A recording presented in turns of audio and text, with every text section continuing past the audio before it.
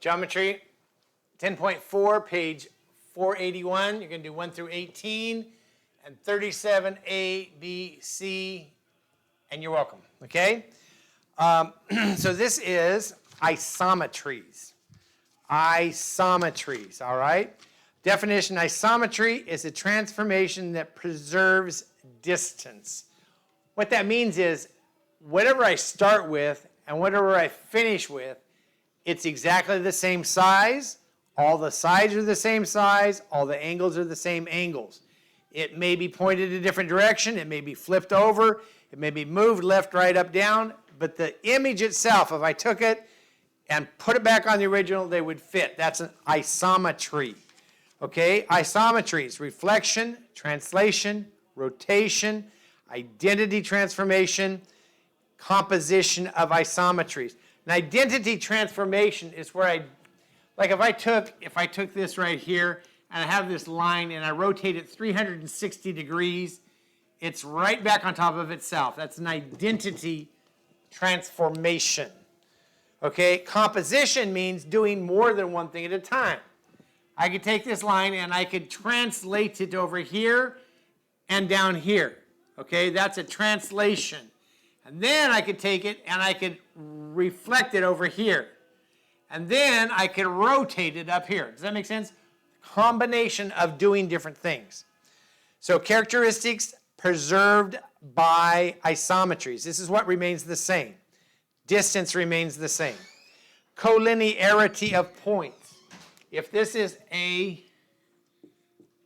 come on, Alan. If this is A, and this is B, and this is C, if I move that thing over here, let's say I just translate it over here. This is still A, this is still B, this is still C. They're still collinear. They're still at the same points in the same order. Next is betweenness of points. If B is between A and C, B is between A and C, no matter what I do to it, rotate, flip, and all that stuff. Angle measure: if I have an angle and I move it over here, this angle is going to be the same as this angle. Next one is parallelism. If I have something over here, come on. If I have, I don't know. Let's say I have a parallelogram here, and I move it down to here somehow like this. They're still parallel. They're still parallel. Sides are the same. Everything else, even though it doesn't look like it.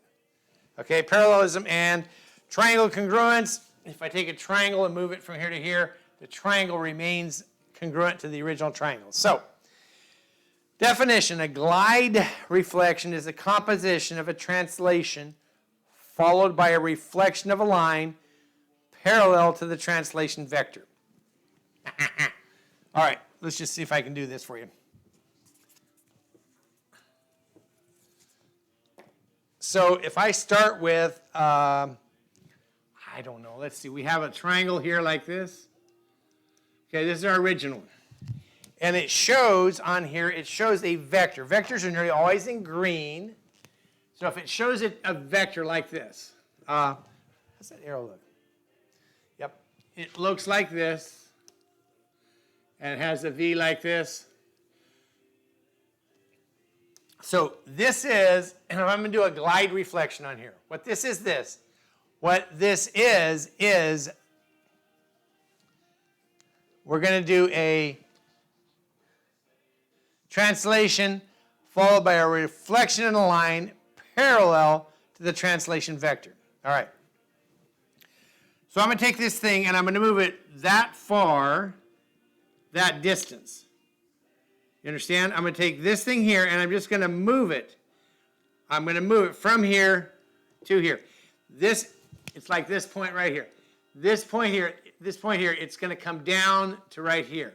The whole thing. It's not going to change. Everything's going to be the same, he said. I just moved it here. I moved it from here to here. That's the glide part.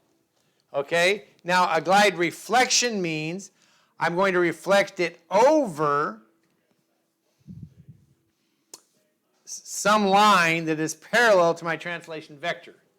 Okay, and they'll tell you what you're going to reflect it over. Okay, if I'm going to reflect it over a line parallel to this on, say, -2. Okay, this is the line I'm going to reflect it over is parallel to that, parallel to this. So now I'm going to take this and I'm going to reflect it over that line. You understand what I'm saying? So we go this distance, boom. We go this distance, boom. This distance, boom. Very poorly done. I get it.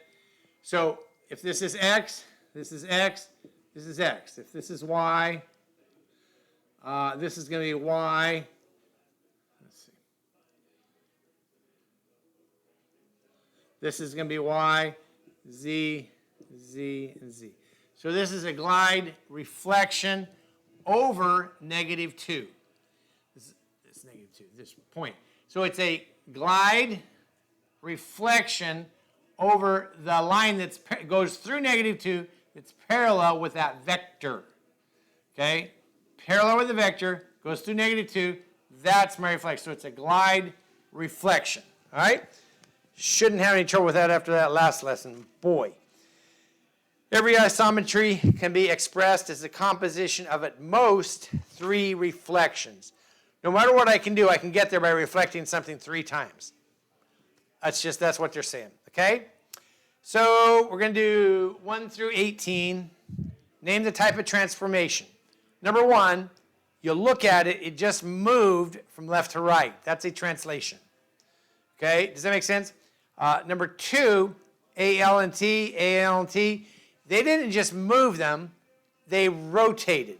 They just rotated over here, okay? And on, okay? Oh, let's see. Which of the rigid transformations preserve orientation? Now watch this. This preserved orientation. The orientation remains the same. This is called a translation. Do you understand? This did not preserve orientation. It's reverse orientation. That's a reflection. So what preserves orientation, which one of the 4 preserves orientation? That means it's like pointing the same way. Now, if I just took and rotated it, it's still oriented the same way. Okay? It's when I reflect it that things look different. Okay? So there you go. And copy each figure, perform a glide reflection using the line defined by the translation vector as the line of reflection. Does that make sense? So let's see. Let's just look real quick at one of these. I'll show you what that's talking about. So you're going to do a glide reflection. You get that? So let's say number 13.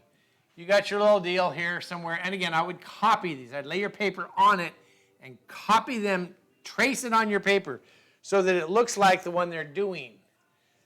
Mine look different sometimes because I'm just free-handing this stuff. I know, it's a bad deal. So down here, there's this green line. Okay? This is my translation vector. Okay, so I'm going to do a glide reflection. You follow what I'm saying?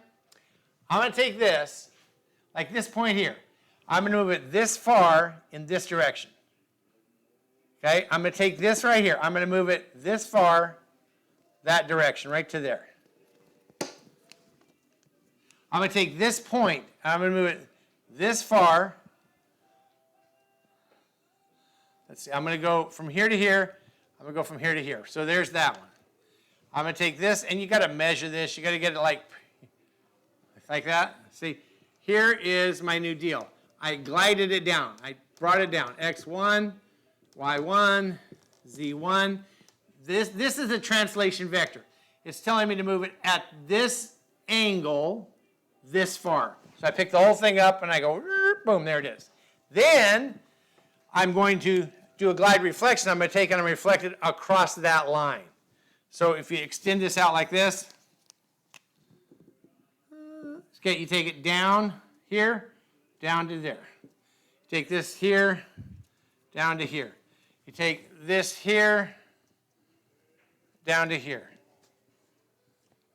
Okay, Z2, Y2, and X2. This is a glide reflection over the vector line itself. So that's the vector, that's the movement, that's the reflection over that. That's what that's doing. And try to be as accurate as you can. I mean, measure things. Use a straight edge. Use a ruler. Use a 90-degree deal. Okay, so 1 through 18. And now, the fun part. Find the place to aim your putt, subsequent ball of the path, resulting in a hole in one if the putt hits the stated number of sides. Okay? So we've done this once before, and they just bring it back because they're wonderful, like this. I love these things. I know you probably hate them. So the hole is somewhere here somewhere. This is our hole. And right here, T, that's our T. That's where we put the golf ball. For A, you want to hit one side. Okay? That would be like I bank it off of here and it goes in here. Or I bank it off of here and it goes in here. So to do this, remember, one bank shot. I'm thinking we want to bank it off this side. So what you do you remember doing this? I love this. It's got to be accurate. So first of all, you start at the end and you reflect it across the side we're going to bank on. So right here goes down to here. Okay, you want to reflect it. You draw from here to here. And this has got to be straight. There's your point of hit. Then you draw a line from here to here. So what does that tell you? You can't do it. It cannot be done. Does that make sense a little bit? You see that? All right. So, and I want you to do these. Don't just write down it can't be done. Please help me out here, Rhonda. 2 bank shot. Here, 2. 1, 2. So you always start from the end and work your way to the front. So we're going to reflect it over here like that, right? Then you're going to reflect it over this. So whatever this is, you extend this line out, reflect it down. Boom, down to here. Then you draw your line, here to here. So wherever that is. That's pretty close. Then you go from here to here, like that. Then you go from here to here. There's the path. You hit here, hit here, hit here. I expect to see this on your paper. I want you to do it. 3 bank shot. 1, 2, 3. So you start and reflect it up here. You reflect it over here. You reflect it down to here. You draw your line from wherever this is. You draw it to the next line. Where that is, you draw it to the next line. From where that is to the hole. It's really fun. And I'm not asking you to do the 5 bank shot, the 4 bank shot, because it's a little bit harder. But have fun with that. Okay?